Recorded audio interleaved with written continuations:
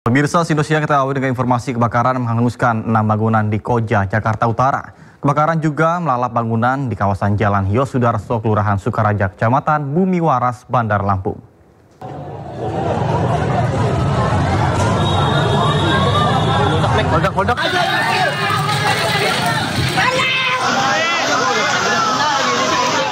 Kebakaran hebat terjadi di Jalan Perdamaian Koja, Jakarta Utara.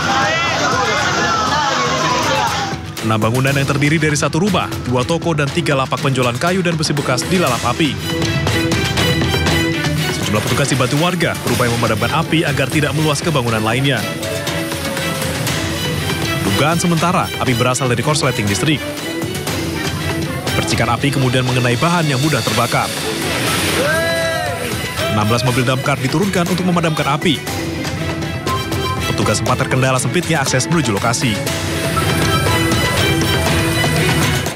Asal muasal daripada apinya itu dari bangunan bagian tengah, itu tetangganya mendengar ada semacam api yang dari bagian atas itu jatuh menimpa mungkin ke bagian kayunya, sehingga ada suatu penyalaan yang langsung cukup besar. Dan tetangganya langsung mengungsi, langsung melapor pada warga yang lainnya, sehingga langsung warga inisiatif datang ke pos Madam Magua. Tidak ada korban jiwa maupun luka dalam kebakaran ini. Api akhirnya berhasil dipadamkan 1,5 jam kemudian. Dari Jakarta, Rio Manik, iNews melaporkan. Masih seputar informasi kebakaran pemirsa, namun kali ini bukan bangunan. Sebanyak 24 kapal di Pelabuhan Pelindo, Tegal, Jawa Tengah terbakar. Sementara di Kudus, Jawa Tengah, puluhan sepeda motor yang berada di penitipan kawasan pabrik ludes terbakar.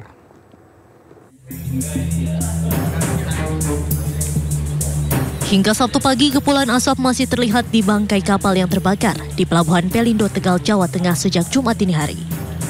Meski demikian, secara umum api berhasil dipadamkan. Para petugas pun masih melakukan pendinginan kapal yang terbakar agar tidak terjadi lagi kobaran api. Kapolres Tegal Kota AKBP Ruli Thomas mengatakan jumlah total kapal yang terbakar mencapai 24 unit kapal.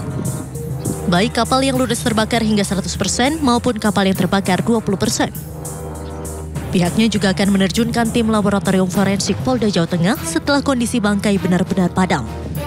Tim Lab 4 akan melakukan penyelidikan penyebab terjadinya kebakaran kapal.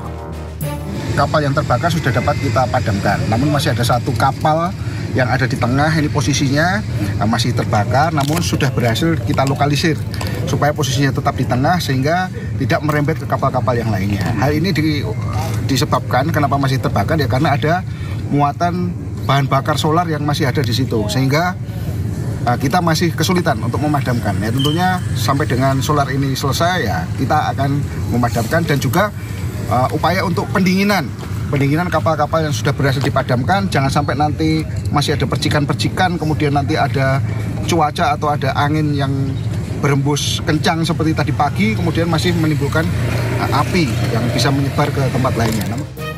Akibat kebakaran yang terjadi, kerugian para pemilik kapal mencapai puluhan miliar rupiah.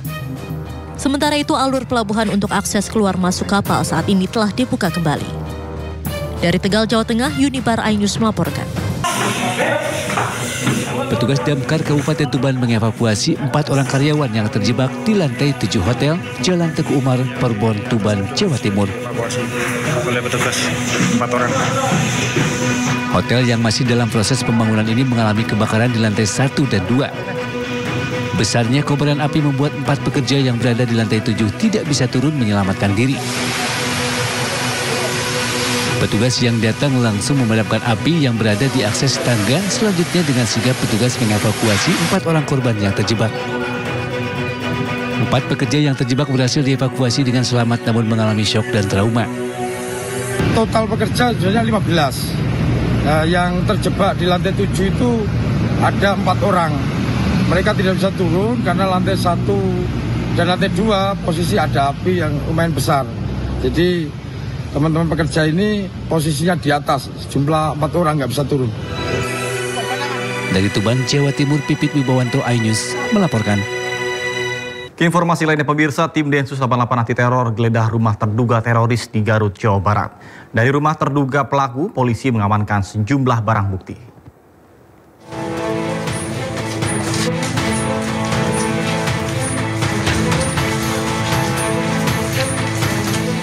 Tim Densus 88 anti teror menggeledah rumah terduga teroris di Kecamatan Pangatikan, Garut, Jawa Barat. Penggeledahan ini merupakan tindak lanjut dari penangkapan terduga teroris di Tasikmalaya, Jawa Barat.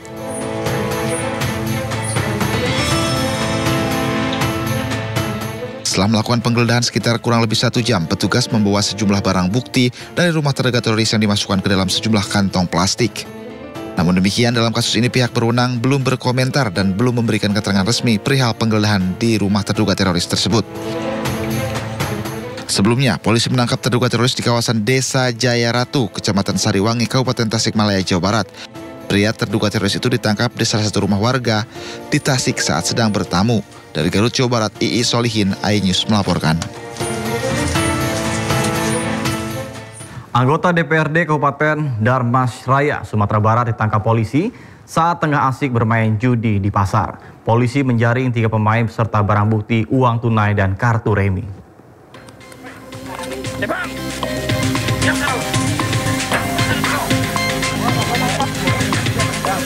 Tim Polres Darmasraya menggerebek sebuah warung yang diduga kerap dijadikan sebagai lokasi arena perjudian di Pasar Aur Jaya, Kecamatan Kota Baru, Kabupaten Darmasraya, Sumatera Barat.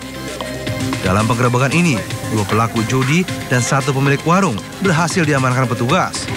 Ironisnya, 1 pelaku judi diantaranya merupakan anggota DPRD Kabupaten Darmasraya berinisial AL.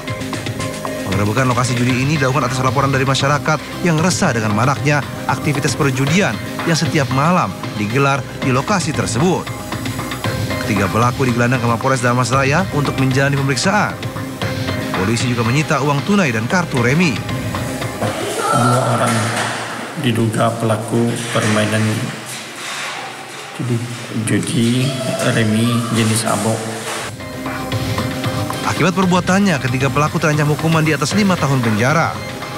Dari Kabupaten Darmasraya, Sumatera Barat, Budi Sunandar melaporkan. Pemirsa, polisi mengendus adanya dugaan keterlibatan ibu kandung Agus difabel dalam menjerat para korbannya. Sementara Polda NTB telah merampungkan berkas Agus dan menyerahkannya ke kejaksaan.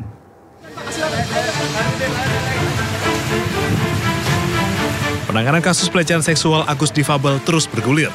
Berkas perkara Agus telah dirampungkan Subdit 4 Ditreskrimum Polda NTB dan diserahkan ke kejaksaan.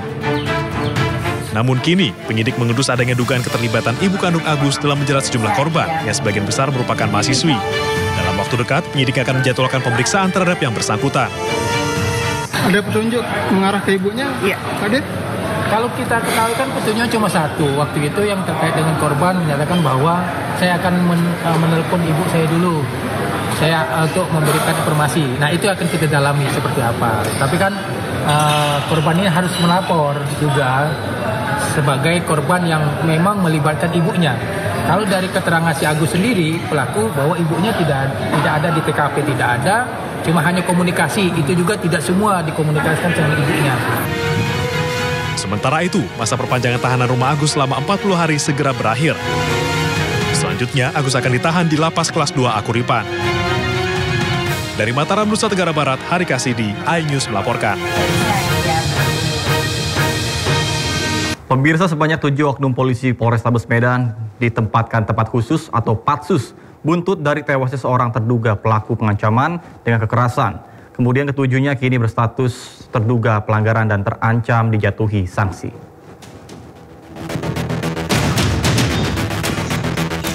Kapolrestabes Medan Kombes Gideon Arif Setiawan melayat ke rumah korban penganiayaan yang diduga dilakukan oleh 7 oknum polisi. Ketujuh oknum polisi ini telah menjalani pemeriksaan dan kini berstatus sebagai terduga pelanggar. Para oknum polisi ini ditempatkan di tempat khusus atau patsus karena diduga terlibat dalam penganiayaan terhadap seorang terduga pelaku pengancaman dengan kekerasan. Jika nantinya terbukti melakukan pelanggaran, ketujuh oknum polisi Polrestabes Medan terancam akan dijatuhi sanksi sesuai dengan ketentuan yang berlaku. Ada 7 personil, ya 7 personil yang kami lakukan pendalaman pemeriksaan secara internal. Lalu terhadap 7 orang personel tersebut kita lakukan penempatan khusus atau patsus. Patsus adalah satu proses yang cukup extraordinary yang dilakukan dalam tahap penyidikan atau pemeriksaan internal. Kami bisa menyimpulkan bahwa ada indikasi kuat memang terjadi kekerasan yang dilakukan oleh personil Satreskrim Polrestabes Medan terhadap almarhum BS, sehingga mengakibatkan meninggal dunianya di rumah sakit. Jadi tidak pada saat itu juga, tapi meninggal dunia di rumah sakit. Dari mana tahu aku lakiku, mau diantar kemana lakiku ini, nggak tahu aku. Kalau nggak ada aku kemarin nggak tahu aku. Sebelumnya, korban ditangkap polisi bersama 2 orang lainnya atas dugaan tindak pengancaman dan kekerasan. Usai ditempatkan di sel sementara, korban yang baru 2 hari ditahan di Polrestabes Medan meninggal dunia dengan kondisi lebam di wajah dan dada di Rumah Sakit Bayangkara Medan. Pihak Polrestabes Medan tak menampik korban tewas karena adanya tindak kekerasan saat penangkapan. Dari Medan, Sumatera Utara, Adi Palapa Harahap, iNews melaporkan. Pemirsa, Direktorat Reserse Kriminal Umum Polda Jawa Tengah mencekal 3 tersangka baru dalam kasus perundungan PPDS Universitas Diponegoro. Pencekalan guna mencegah para tersangka melarikan diri dan keluar negeri.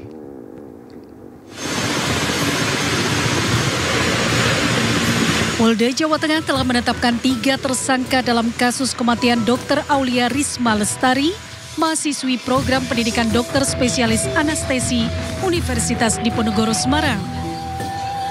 Ini adalah Sri Mariani, staf administrasi di Universitas Diponegoro. Polisi menetapkan tersangka dalam kasus perundungan berujung tewasnya Dr. Aulia Risma Lestari. Selain Sri Mariani, polisi juga menetapkan 2 rekan lainnya bernama Taufik Eko Nugroho dan Zara Yupita Azra. Diketahui Taufik Eko Nugroho merupakan kepala program studi PPDS Anestesiologi dan Terapi Intensif Fakultas Kedokteran Undip Semarang. Sedangkan Zara Yupita Azra merupakan dokter senior Aulia Risma Lestari. Usai ditetapkan tersangka, kini penyidik di Treskrimum Polda Jawa Tengah mencekal 3 tersangka dalam kasus dugaan pemerasan hingga bullying yang mengakibatkan salah satu mahasiswi PPDS Undip Semarang meninggal dunia. Ya, nanti kita lihat ya. Saya akan melakukan pemeriksaan nanti awal Januari biar ya, kemudian kita akan lihat dan menganalisa bagaimana hasil pemeriksaannya. Kalau menghambat proses penyidikan ya kami lakukan tindakan tegas, tapi kalau tidak menghambat kita lihat pertimbangan-pertimbangan lain. Seperti diketahui, mahasiswi PPDS Anestesi Undip Dr. Aulia Risma Lestari ditemukan meninggal dunia di kamar indekosnya usai menyuntikan obat bius secara berlebihan pada tubuhnya. Diduga meninggalnya Dr. Aulia akibat kasus perundungan yang dialaminya di lingkungan rumah sakit. Dari Semarang, Jawa Tengah, Kristadi, iNews melaporkan. Pemirsa, Presiden Prabowo Subianto meminta untuk koruptor tobat dan memberikan sambutan perayaan Natal Nasional di Indonesia Arena, Jakarta. Prabowo juga kembali menegaskan akan memaafkan koruptor jika mengembalikan apa yang telah dikorupsi. Ada yang mengatakan Prabowo mau maafkan koruptor. Bukan begitu. Kalau koruptornya sudah tobat, bagaimana tokoh-tokoh agama? Iya kan? Orang bertobat. Bertobat tapi kembalikan dong yang kau curi.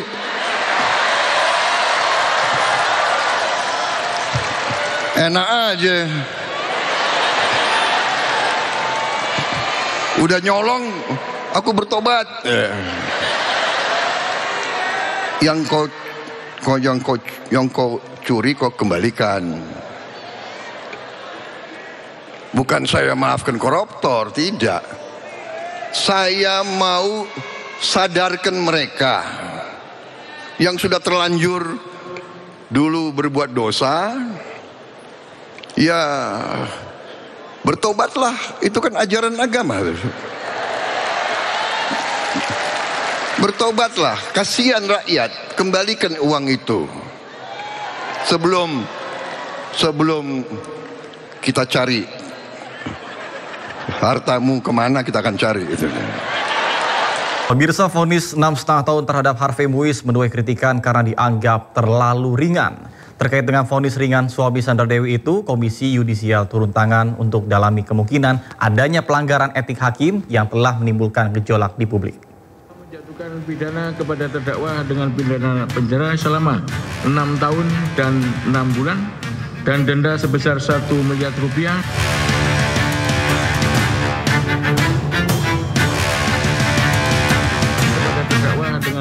Vonis 6,5 tahun yang dijatuhkan hakim kepada Harvey Muiz menuai kritikan dari sejumlah pihak. Vonis tersebut dianggap terlalu ringan untuk nilai korupsi yang merugikan negara hingga 300 triliun rupiah. Mantan Menko Polhukam Mahfud MD menilai vonis 6,5 tahun penjara dan uang pengganti 210 miliar rupiah serta denda 1 miliar rupiah terhadap Harvey Muiz menusuk rasa keadilan di Indonesia. Mahfud menyebut uang pengganti dan denda 211 miliar rupiah tersebut hanya 0,007% dari dakwaan merugikan keuangan negara 300 triliun rupiah. Saya merasa itu menusuk rasa keadilan masyarakat ya. Ini baru pertama ada orang didakwa melakukan tindak pidana korupsi dan tindak pidana pencucian uang sebesar 300 triliun. 300 triliun. Terkait vonis ringan Harvey Muiz, Kejaksaan Agung mengajukan banding. Kapus Penkum Kejaksaan Agung Harli Siregar menyebut ada ketimpangan hukum dalam vonis tersebut. Ada range yang terlalu jauh antara tuntutan dengan putusan. Yang kedua, bahwa tentu jaksa penuntut umum mempertimbangkan rasa keadilan masyarakat yang masih belum dipertimbangkan secara utuh oleh pengadilan. Komisi Yudisial juga turun tangan untuk mendalami vonis terhadap Harvey Muiz. Sebab vonis 6,5 tahun penjara terhadap suami dari Sandra Dewi itu terlalu ringan dan menimbulkan gejolak di masyarakat. Salah satunya kemungkinan ada dugaan pelanggaran etik yang dilakukan oleh hakim. Tim Liputan iNews melaporkan. Vonis hukuman suami artis Sandra Dewi, Harvey Muiz yang dianggap ringan mengundang reaksi publik. Selebgram sekaligus YouTuber Jerome Pauline ikut merespon dengan menghitung jumlah korupsi dan lama hukuman.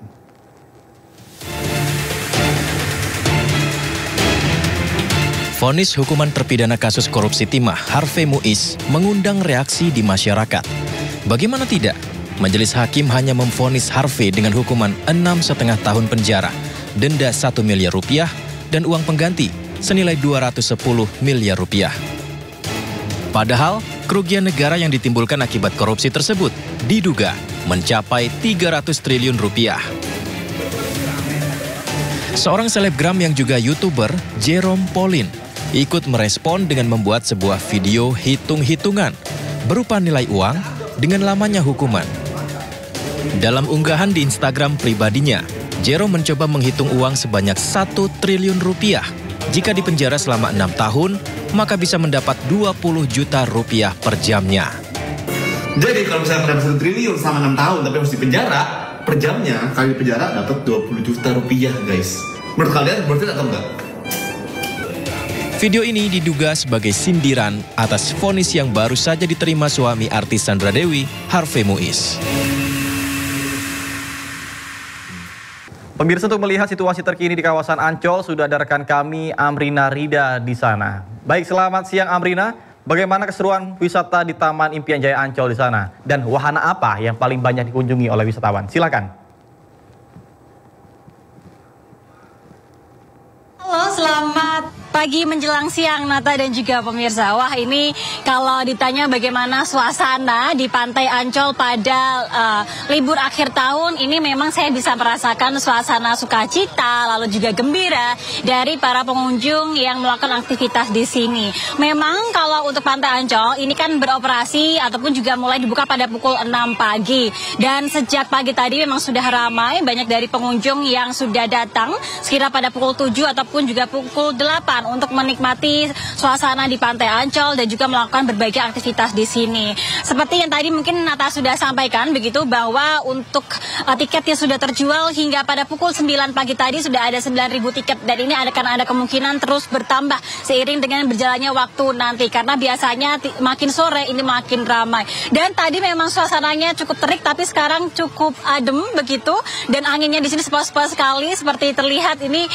Saya bisa merasakan angin yang sangat adem sini, dan tentunya cuaca ini cocok sekali bagi para pengunjung yang akan melakukan aktivitas. Nah, kalau misalnya ditanya aktivitas apa sih yang menjadi favorit, ini kalau saya menengok ke belakang sudah terlihat ada banyak sekali para pengunjung, terutama anak-anak ya, yang mereka melakukan aktivitas bermain air di area pantai, lalu juga bermain pasir dengan membangun istana pasir, ataupun juga bermain-main bersama dengan saudara-saudara mereka, dan yang pasti mereka didampingi oleh orang tua. Tidak hanya itu, tadi juga ada sejumlah pengunjung yang memanfaatkan waktu untuk naik perahu berkeliling Pantai Ancol hanya dengan Rp20.000 saja, ataupun juga menaiki berbagai permainan air seperti speedboat ataupun juga banana boat. Dan juga pasti di area taman ini juga tidak sedikit dari pengunjung yang memilih untuk bersantai, berpiknik begitu, untuk menikmati suasana Pantai Ancol yang memang pada hari ini tidak seterik biasanya dan cukup adem. Nah, tentunya ada beberapa antisipasi yang dilakukan oleh pihak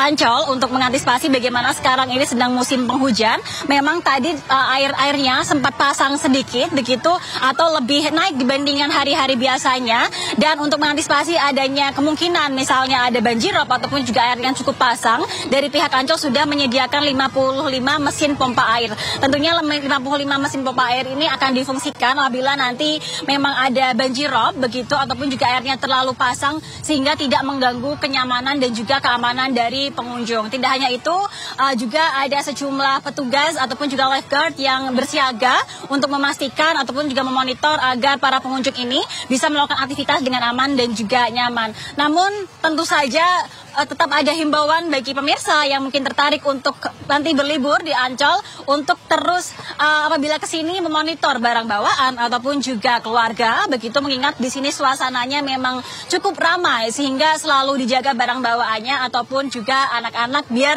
agar tidak terjadi hal-hal yang tidak diinginkan. Nah, ini kalau misalnya Nata ataupun juga pemirsa tertarik untuk berlibur menghabiskan waktu di Pantai Ancol, bisa saja langsung datang dengan membeli tiket yang bisa dibeli secara on the spot hanya Rp35.000 saja, ataupun juga bisa dibeli secara online di website ancol.com. Kembali ke Anda, Nata. Baik, terima kasih Amrina Rinda sudah melaporkan langsung dari kawasan Ancol. Selamat bertugas kembali dan salam sehat rekan-rekan. Pemirsa, Bengkulu Utara terkenal dengan pesona keindahan wisata alam, salah satunya Curug Hujan. Air terjun eksotis ini siap hadirkan kesejukan untuk manjakan wisatawan.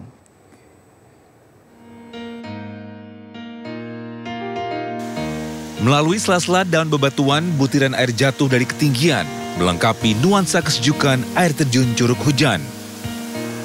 Berada di desa Batu Roto, Kecamatan Hulu Palik, Bengkulu Utara. Air terjun Curug Hujan saat ini menjadi salah satu tujuan populer wisatawan. Menuju lokasi, perjalanan dapat ditempuh selama 1 jam dari Pok Darwis desa setempat. Meski perjalanan terjal dan menantang, lelah akan terbayar saat mencapai lokasi ini. Jernihnya air dari Bukit Barisan terasa sejuk dan menyegarkan, menambah suasana asli dan alami di lokasi air terjun ini. Di sini cukup bersih, sejuk, nyaman, fasilitasnya mantap. Bisa dikatakan wisata yang bagus untuk didatangi. Segar, sejuk, mungkin agak capek ya kalau dari kota ke sini capek. Sudah berapa kali ke sini? Baru pertama kali. Di akhir pekan, wisatawan baik dari dalam maupun luar wilayah berkunjung ke lokasi objek wisata ini. Dari Bengkulu Utara, Ismail Yugo, iNews melaporkan. Pemirsa, ribuan wisatawan memadati kawasan Jalan Asia Afrika dan Jalan Braga Bandung. Akibatnya arus lalu lintas di kawasan tersebut macet total.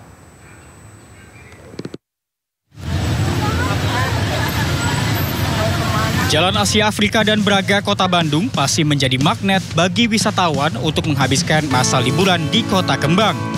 Sabtu malam, ribuan wisatawan dari berbagai daerah memadati kawasan tersebut. Mereka datang bersama keluarga dan kerabat untuk menikmati suasana malam. Lagi liburan. Lagi liburan. Kenapa pilih kawasan ini? Karena besok tuh ada acara tugas juga kerja mama, jadi ikut juga ke Bandung satu keluarga semua. Oh, jadi sengaja macet-macetan ini nggak masalah juga ya? Nggak masalah sih, emang biasanya Jakarta juga macet. Jadi ya udah biasa gitu. Di sini macet, ya udah biasa gitu. Para wisatawan juga dapat berfoto bersama hantu-hantu dengan tampilan seram yang menjadi salah satu atraksi di kawasan Asia Afrika. Sama keluarga. Keluarga? Iya. Mengapa liburan ke kota Bandung? Karena belum pernah ke Bandung. Oh, belum pernah? Menurut Mak, lihat suasana Asia Afrika ini seperti apa? Seru, rame, serem. Ya. Baik, foto sama siapa ini? Tadi sama pocong, ini sama udah. Banyaknya wisatawan di kawasan ini mengakibatkan arus lalu lintas di sepanjang jalan Asia Afrika macet parah. Diprediksi suasana seperti ini akan terus berlangsung hingga malam pergantian tahun 2025 nanti. Dari Bandung, Jawa Barat, Billy Maulana Finkran, iNews melaporkan. Pemirsa, menghabiskan libur panjang Natal dan pergantian tahun, kami akan mengajak Anda untuk menuju Tanjung Lesung, Pandeglang, Banten. Di objek wisata tersebut, pengunjung dapat menikmati keindahan alam sekaligus mencoba berbagai wahana permainan air.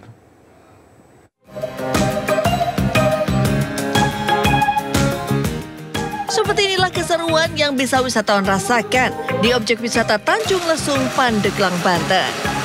Di sini, pengunjung bisa mencoba beragam permainan air seperti donut boat, jet ski, atau bermain kano. Kawasan wisata Pantai Tanjung Lesung dikenal dengan pantai yang bersih dan jernih dengan kondisi ombak yang tenang. Apalagi di kawasan wisata ini sudah dipasangi breakwater atau pemecah gelombang laut sehingga aman dari terjangan gelombang tinggi. Ini sih. Baru ini. Tapi berenang juga nggak? Iya, berenang. Menurut kalian ini pantai di Tanjung Lesung ini bagus nggak sih? Bagus banget. Jernih bersih ya? Iya. Selain menikmati permainan air yang seru dan memacu adrenalin, wisatawan juga bisa menikmati sunset dan sunrise yang indah. Nah, bagi para wisatawan yang ingin menginap di malam pergantian tahun, pihak Tanjung Lesung juga menyediakan fasilitas kamar penginapan dengan harga terjangkau, mulai dari kamar dalam tenda, kamar kontainer, hingga kamar hotel. Dari Pandeglang, Banten, Iskandar Nasution, iNews melaporkan. Pemirsa, menghabiskan waktu libur Natal menuju Tahun Baru 2025, kawasan wisata alam Gunung Tangkuban Perahu masih menjadi tujuan favorit. Demi menikmati sejuknya udara pegunungan, wisatawan pun rela bermacet-macetan untuk menuju lokasi wisata tersebut.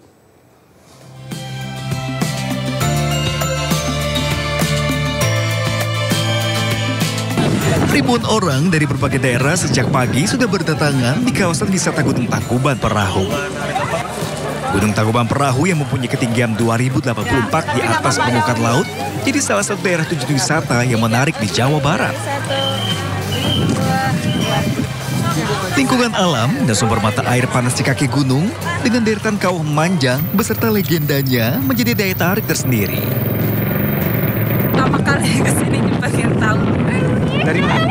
Saya dari Pemedahan Gede Pagi. Oh, dari Bandung ya. Yang menarik apa nih Tangkuban Perahu? Ini kawahnya sama pemandangannya juga jalan-jalannya yang apa sih naik turun gitu. Selain jumlah kunjungan meningkat 30%, wisatawan juga diimbau untuk waspada terkait perubahan cuaca yang kerap datang tiba-tiba. Sudah antisipasi, apalagi sesuai dengan cuaca ya. Kalau kita lihat ramalan BMKG, cuaca ini kan cukup ekstrim sekali. Angin, hujan, kadang-kadang berbarengan. Tapi kalau kadang-kadang kalau memang dia angin doang, itu pun juga lumayan kencang juga. Tapi kita sudah bisa mengantisipasi, makanya kita banyak petugas untuk mengarahkan pengunjung-pengunjung itu seperti apa harusnya kalau sudah sampai. Eksotika taman wisata alam ini tak hanya menarik perhatian para wisatawan domestik maupun mancanegara.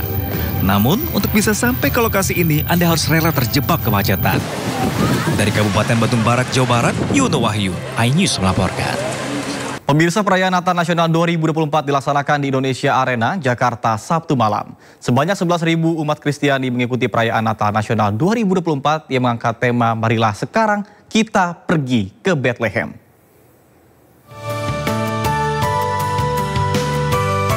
Sebanyak 11.000 umat mengikuti perayaan Natal Nasional 2024 yang diselenggarakan di Indonesia Arena Jakarta Sabtu malam. Ibadah Natal dihadiri umat Kristen Protestan dan Katolik di Jabodetabek, ASN, dan anak-anak panti asuhan serta kelompok disabilitas. Perayaan Natal tahun ini mengangkat tema Marilah Sekarang Kita Pergi ke Bethlehem yang mengandung nilai refleksi keadilan, kesejahteraan, serta pengharapan bagi bangsa Indonesia.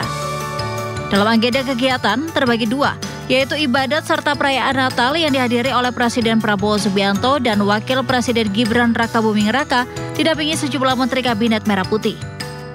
Saya juga lahir dari seorang ibu yang beragama Kristiani.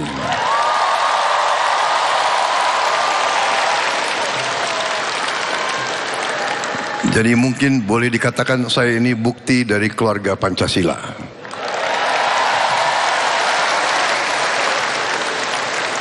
Kalau orang tua saya bertengkar tidak pernah soal agama. Kalau bertengkar sih kadang-kadang. Ya. Buktinya mereka berhasil putranya jadi Presiden Republik Indonesia.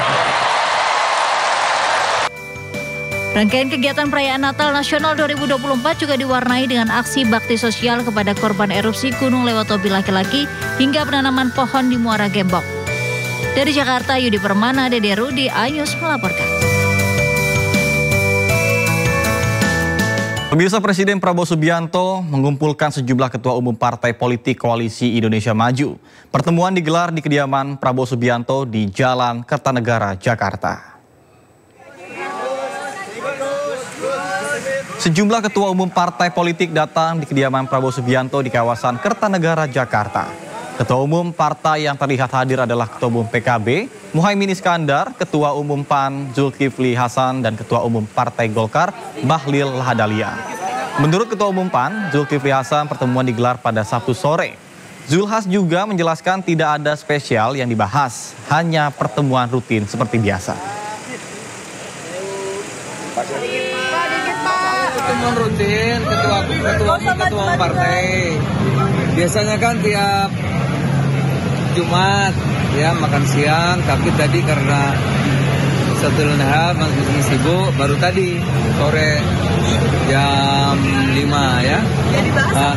Ya tentu kita melaporkan masing-masing yang kita lakukan. Gitu. Pak, bakal ada surprise kayak reshuffle nggak sih Pak dari pertemuan tadi? Pertemuan rutin ya. Makasih. Hal spesifiknya apa Pak? Terima kasih Anda masih bersama kami di Sindo Siang. Pemirsa, sebanyak 309.000 kendaraan kembali ke Jabodetabek dalam periode Nataru 2024. Sementara volume kendaraan menuju tol Trans Jawa terpantau normal, berkisar 4.000 kendaraan per jamnya hingga rekayasa arus lintas masih belum diberlakukan. Pantauan arus lintas pada periode Natal dan Tahun Baru 2024-2025 di gerbang tol Cikampek Utama terpantau ramai lancar dari kedua arah. PT Jasa Marga mencatat sebanyak 309.000 kendaraan yang kembali ke Jabodetabek, meningkat 14,3% dibandingkan volume lalu lintas normal 270.000 kendaraan. Sementara dari arah sebaliknya yakni menuju Trans Jawa terpantau perharinya lebih dari 42.000 kendaraan melintas, naik dibandingkan dengan volume lalu lintas normal di angka 32.000.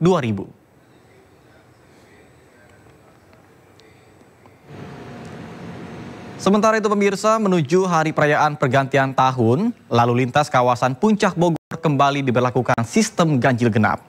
Sejak Minggu pagi, volume kendaraan yang melintas menuju arah Puncak Bogor telah mencapai 7.000 kendaraan. Rekayasa lalu lintas ganjil genap pun diberlakukan mulai pukul 7 pagi. Kendaraan dengan nomor polisi yang tidak sesuai akan diarahkan untuk putar balik dan harus melewati jalur alternatif untuk mengurai kepadatan kendaraan di jalur utama. Sementara sistem one way belum diberlakukan dan akan diterapkan secara situasional.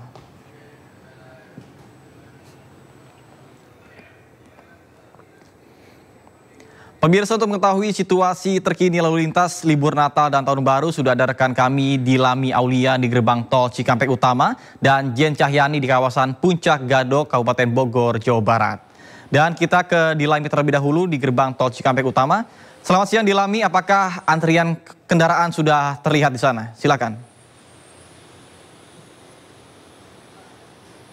Ya, selamat siang Nata dan juga pemirsa. Pantauan arus lalu lintas di gerbang tol Cikampek Utama atau Cikatama terpantau ramai lancar bahkan dari pagi tadi. Kalau misal kita memantau untuk volume kendaraan yang keluar dari Jakarta menuju tol Trans Jawa ini kiranya ada 4.000 kendaraan per jamnya. Atau kalau diakumulasi dalam satu hari dalam periode Nataru bisa ada 42.000 kendaraan yang melintas. Ini tentunya jumlahnya meningkat dibandingkan periode normalnya yang hanya mencapai 32.000 kendaraan saja.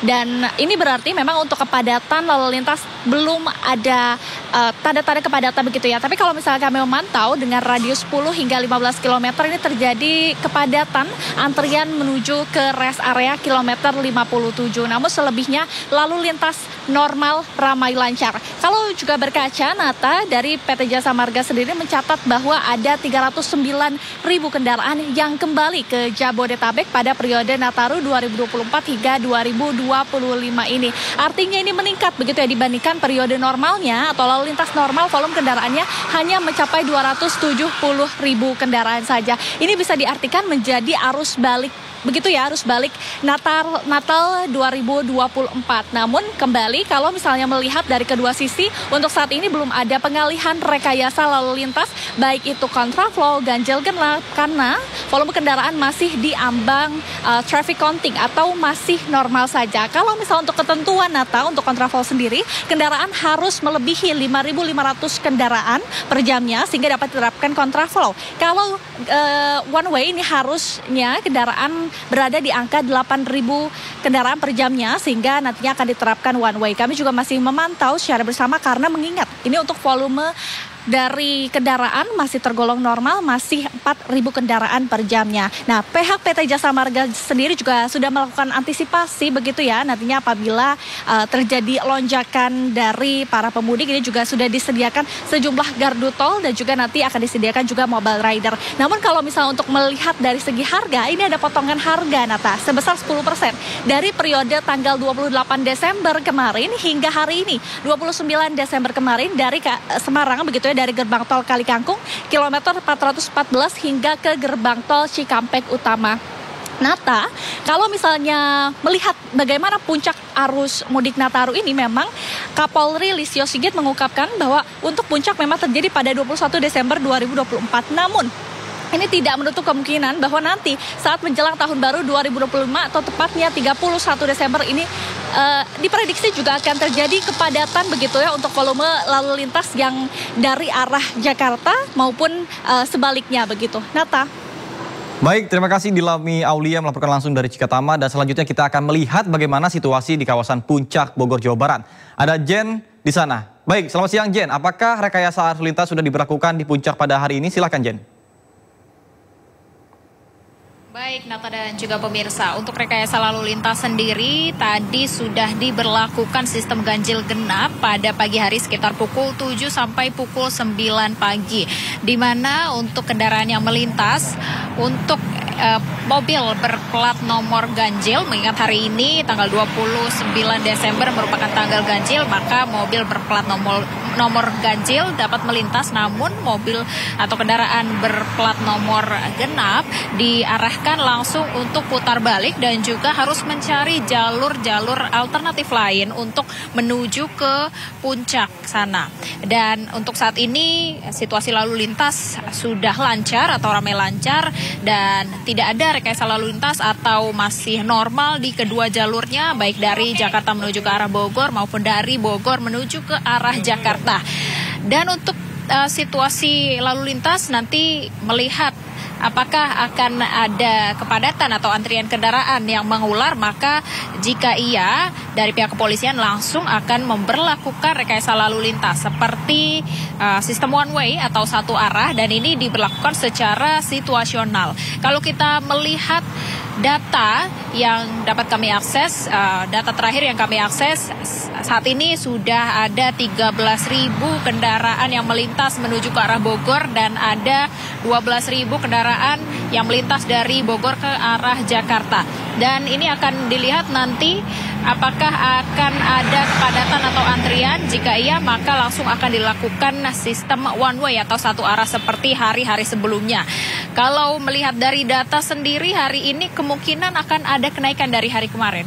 Kalau hari kemarin ada 24.000 kendaraan secara total dari pagi sampai malam hari. Hari ini kalau sampai siang ini sudah ada 13.000 kendaraan, maka diprediksi hingga malam nanti akan semakin banyak dan mengalami kenaikan. Dan untuk puncaknya sendiri, puncak kepadatan lalu lintas diprediksi dari pihak kepolisian akan terjadi pada tanggal 31 Desember menuju ke malam pergantian tahun, di mana nanti juga akan ada Car Free Night atau malam bebas kendaraan di area Bogor, Puncak Bogor, untuk merayakan malam pergantian tahun. Dan ini tentu saja nantinya akan ada penutupan jalan di jalur-jalur utama, sehingga diimbau untuk para pengendara atau masyarakat yang ingin melakukan perjalanan atau berlibur atau merayakan pergantian tahun di area Bogor, Puncak Bogor, diimbau untuk memperhatikan jam keberangkatan Anda.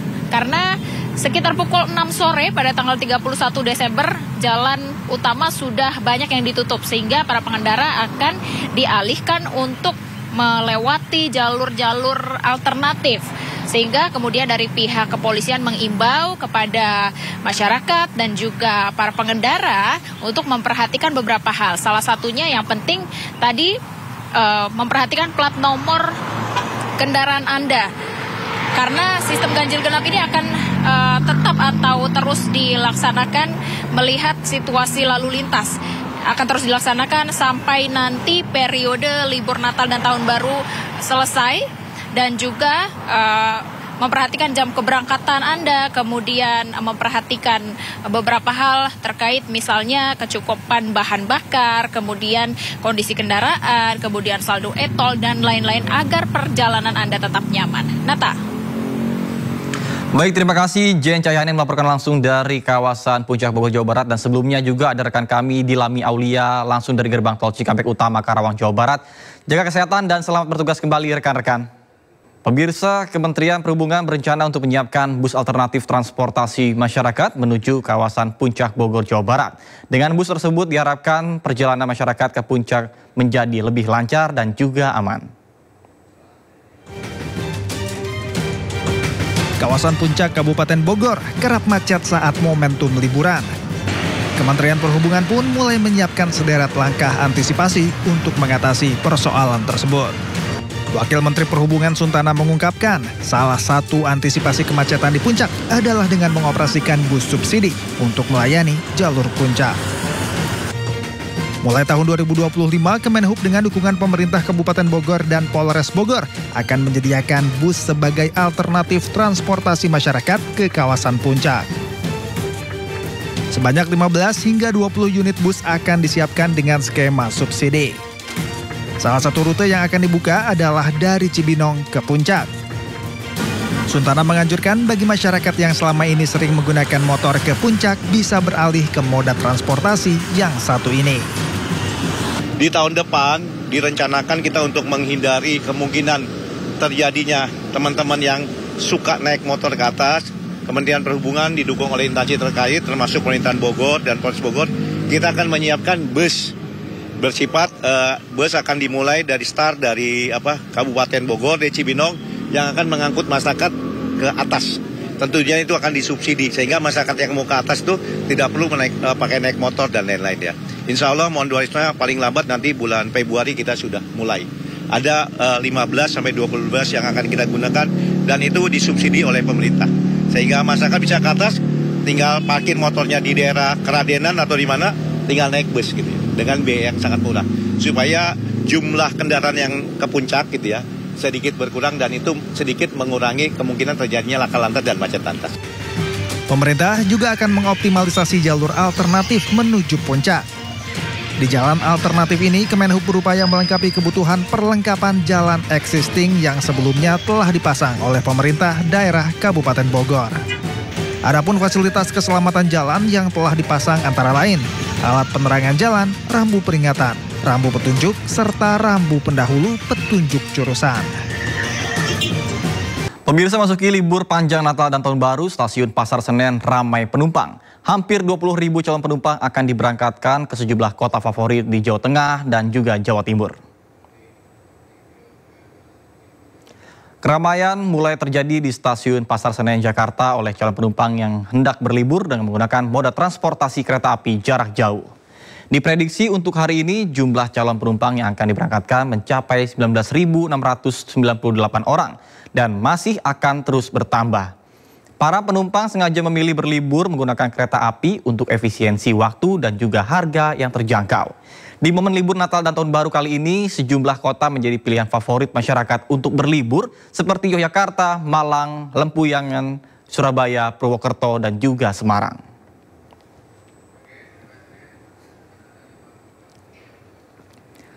Pemirsa, untuk memantau situasi terkini di stasiun Pasar Senen Jakarta Pusat, sudah ada rekan kami Salam Rahmat di sana. Selamat siang Salam, apakah ada penumpukan penumpang di stasiun Pasar Senen pada hari ini? Silakan. Ya, Nata dan juga pemirsa, untuk situasi terkini di stasiun Pasar Senen ini sudah mulai tampak adanya peningkatan jumlah volume calon penumpang yang akan menuju ke sejumlah kota di mana namun memang untuk saat ini terjadi sedikit penurunan jika dibandingkan pada hari kemarin.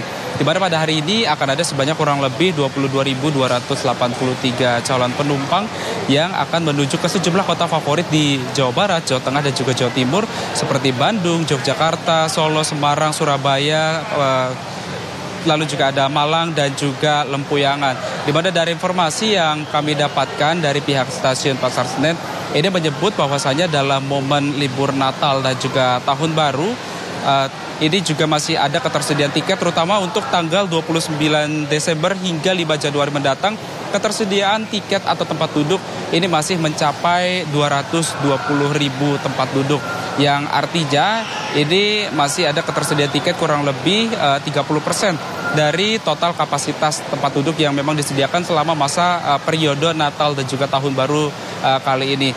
Namun juga dapat kami informasikan juga bahwa untuk perharinya dari Daup 1 Jakarta akan memberangkatkan kurang lebih 86 sampai 87 kereta api, termasuk sejumlah kereta api tambahan yang memang ini disiagakan untuk mengantisipasi adanya lonjakan calon penumpang yang akan tiba atau berangkat ke Jakarta. Dapat kami informasikan juga kepada Anda, Nata dan juga pemirsa, bahwasanya menarik di tempat kami melaporkan saat ini adalah hari ini menjadi puncak arus balik Natal, terutama di Daup 1 Jakarta.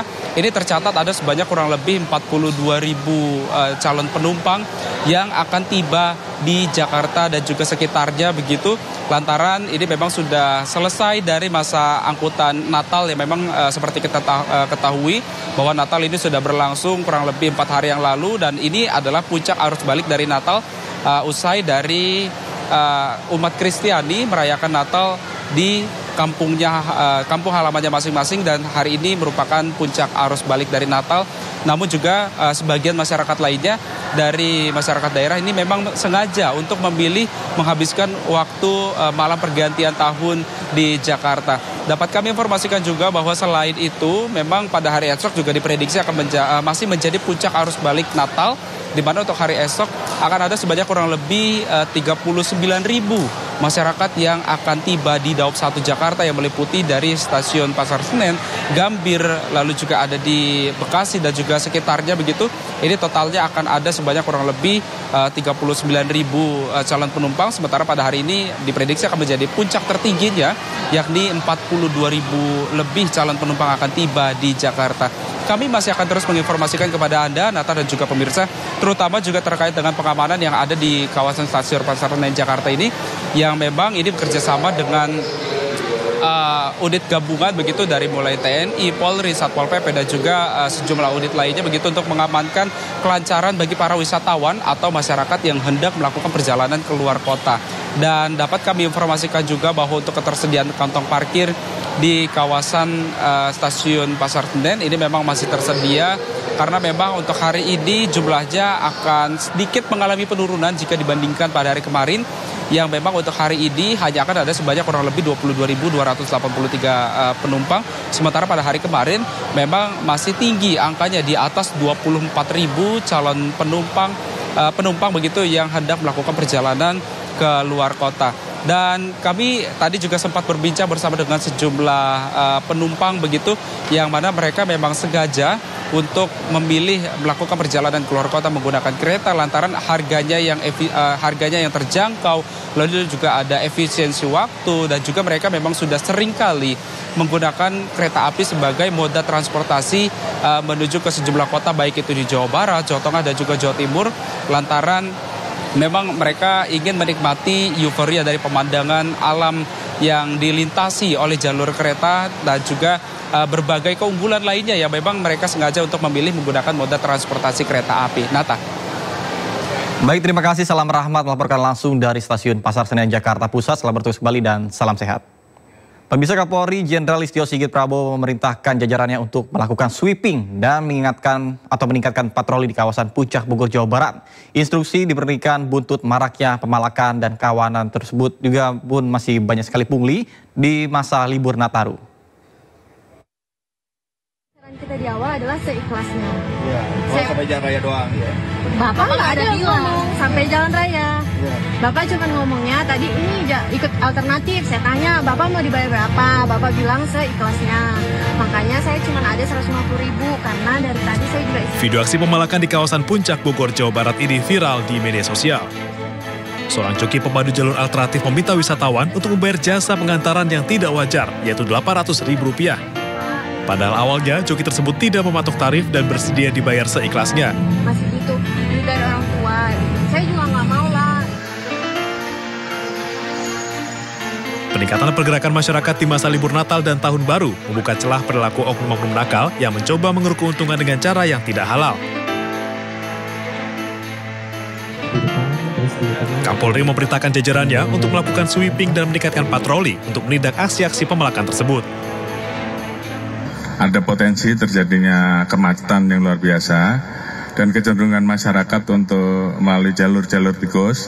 Oleh karena itu tadi kita minta untuk dilaksanakan sweeping khususnya di saat terjadi puncak arus, karena dari laporan yang ada memang sempat terjadi potensi ada pemalakan. Oleh karena itu saya minta untuk ke depan ini diantisipasi, perbanyak kegiatan patroli gabungan TNI Polri dan seluruh stakeholder terkait, dan pastikan masyarakat yang akan melaksanakan kegiatan melaksanakan puncak akhir tahun menuju ke jalur-jalur wilayah wisata yang banyak sekali yang ada di Jawa Barat. Razia terhadap joki dan juru parkir liar khususnya di kawasan Puncak akan terus dilakukan selama musim libur Natal dan Tahun Baru. Hal ini dilakukan demi menciptakan keamanan dan kenyamanan warga yang ingin menghabiskan waktu liburan. Dari Karawang dan Bogor, Jawa Barat, tim iNews melaporkan. Pemirsa, bagi Anda yang ingin menuju keluar Jakarta, menuju ke berbagai tujuan di Jawa Barat, Jawa Tengah maupun Jawa Timur melalui tol Cipali, ada baiknya kita simak laporan dari Brigadir Audi dari NTMC Polri yang kini berada di kawasan Cikopo, Purwakarta, Jawa Barat. Baik, selamat siang Bribtu Audi. Bagaimana pantauan arus lalu lintas dari tempat Anda melaporkan? Silakan.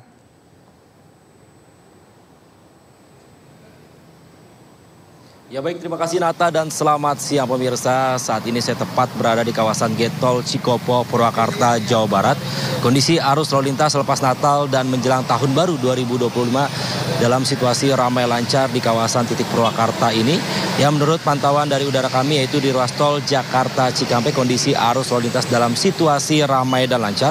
Dan untuk kondisi terkini melalui ruas jalur arteri yaitu selepas dari Gate Tol Cikopo yang akan menuju ke arah Purwakarta juga dalam kondisi ramai dan lancar. Sedangkan dari arah Jomin yang akan masuk melalui Gate Tol Cikopo terlihat adanya peningkatan volume kendaraan dan mengalami antrian di lajur 1. Kami mengimbau bagi para pemudik lokal maupun di luar yang menuju kawasan wisata di Purwakarta ini tetap dalam kondisi berkonsentrasi dan antisipasi banyaknya kendaraan muatan berat dengan tidak mendahului dari arah lajur sebelah kiri yang akan melintasi Jalan Raya Cikopo ini untuk menuju kawasan industri. Dan beberapa kendaraan wisatawan berplat luar Purwakarta juga sudah melintasi jalur alternatif ini yang akan menuju ke Simpang Sadang dengan tujuan Bandung. Kami menghimbau kepada para wisatawan yang menggunakan kendaraan roda 2 agar selalu mengecek kelengkapan kendaraan Anda dan dalam kondisi yang prima. Untuk situasi arus kendaraan dari ruas jalan tol yang akan keluar melalui Getol Cikopo dan akan menuju ke arah Pantura maupun Jomin juga dalam situasi relatif lancar dengan didominasi oleh kendaraan pribadi dan juga kendaraan bermuatan berat. Harap antisipasi adanya pertemuan arus kendaraan yaitu dari arah Sadang yang akan menuju ke arah Jomin di titik ini.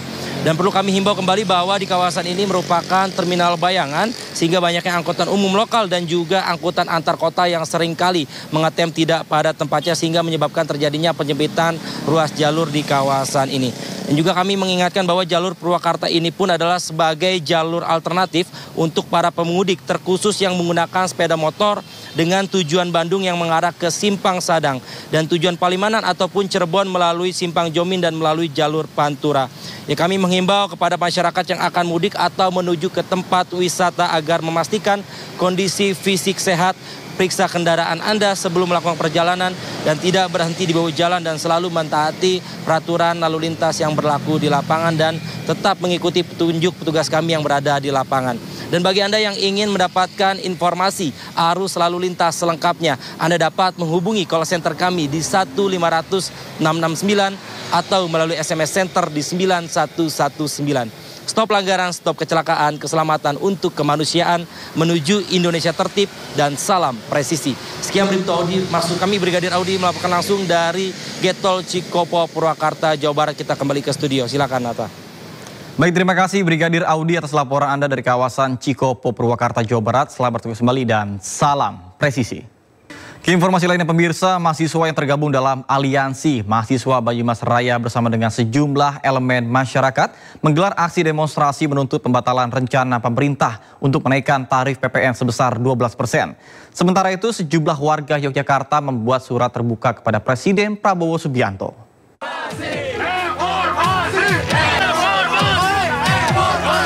Aksi mahasiswa yang menuntut pembatalan rencana pemerintah menaikkan tarif PPN sebesar 12% dan mengutuk tindakan aparat kepolisian yang dinilai sangat buruk akhir-akhir ini di Kompleks Alun-Alun Purwokerto, Kabupaten Banyumas, Jawa Tengah. Masa aksi yang berusaha menerobos gerbang kompleks perkantoran Pemkab Banyumas dan juga gedung DPRD Kabupaten Banyumas dihadang oleh petugas kepolisian yang berjaga. Aksi saling dorong pun tak dapat dihindarkan. Meski tak berhasil menerobos masuk ke gedung Dewan, massa melanjutkan aksinya dengan berorasi dan membakar ban sebagai simbol semangat membara melawan penindasan dan kesewenang-wenangan. Seperti ini, seperti apa? Untuk harapan kita tetap satu, yaitu semoga ada perubahan dari kebijakan-kebijakan pemerintah dan semoga aja ada perpu yang bisa melemahkan undang-undang untuk berlakunya PPN 12% tersebut. Sementara itu gelombang penolakan terhadap rencana kenaikan PPN menjadi 12% terus disuarakan. Di Yogyakarta, warga yang kebanyakan emak-emak menolak dengan tegas rencana tersebut. Mereka kemudian membuat surat terbuka yang ditujukan kepada Presiden Prabowo Subianto. Emak-emak meminta Prabowo membatalkan rencana kenaikan PPN 12% tersebut. Kenaikan pajak menjadi 12% akan memiliki efek domino berupa naiknya harga kebutuhan masyarakat. Mereka mengancam akan memboikot membayar pajak jika PPN 12% jadi diberlakukan tahun depan.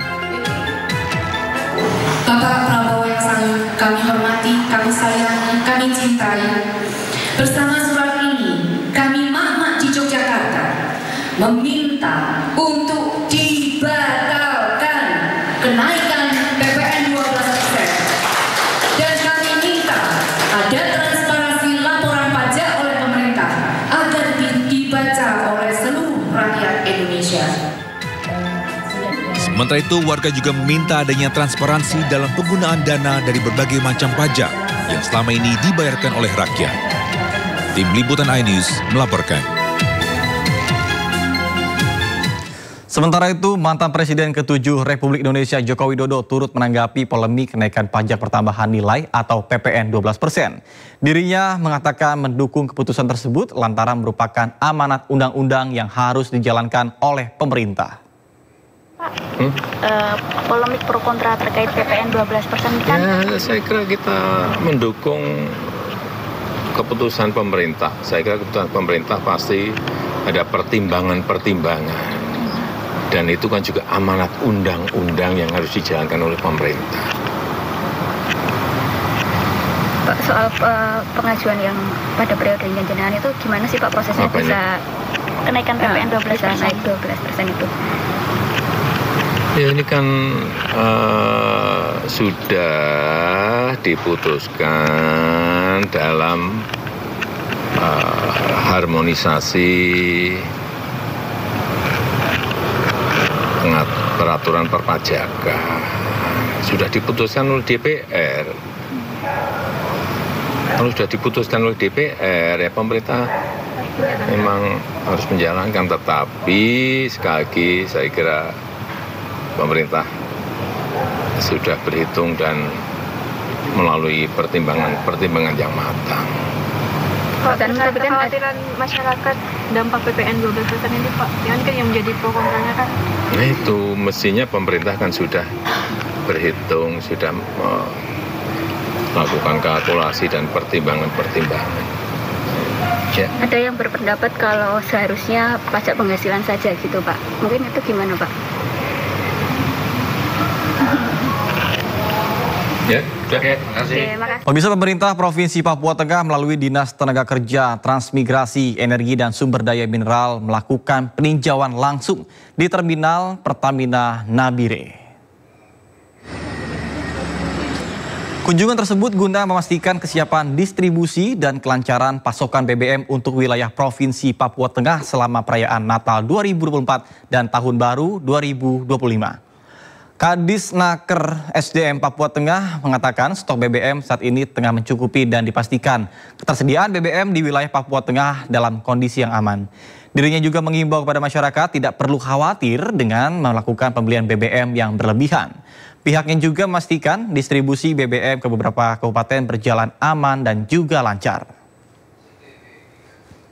Perharinya dari hari-hari sebelum Nataru gitu. Jadi persiapannya memang lonjakan permintaan itu sudah sudah diantisipasi oleh teman-teman di tim Pertamina sendiri gitu. Terus ditambah lagi dari hasil paparan tadi bahwa nanti ada penambahan kapal ya, penambahan kapal di tanggal 29 dan 31 itu menunjukkan bahwa stok yang ada saja itu sudah sampai habis tahun baru.